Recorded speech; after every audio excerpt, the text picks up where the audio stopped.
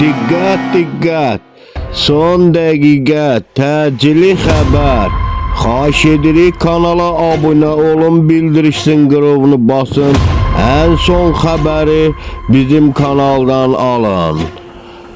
Deməli, İsrail mənbələrinə görə İsrail Amerika hücumu nəticəsində İranın cənubunda yerləşən şəhərlərin birində qadınlar mədrəsəsi vurulubdur.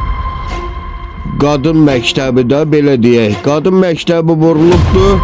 70 nəfər həlak olub. 70 nəfərin içində İran ali dini lideri Ali Xamenei də olubdur.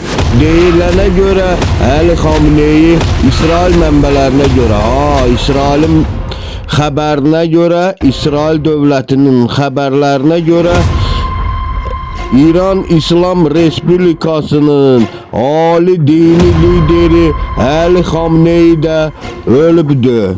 İndi sizlər nə deyirsiniz? Ali Xamenei ölübdürmü, yoxsa hələ ki bunkerlərdə gizlənirmi? Bu qədər insanların qırılmağında bu molla qoca kişi nə istəyirsən? İnsanları niyə tələf edirsən? Güney Azərbaycanımızda türklər qırılır. Səni görün məhv olasan.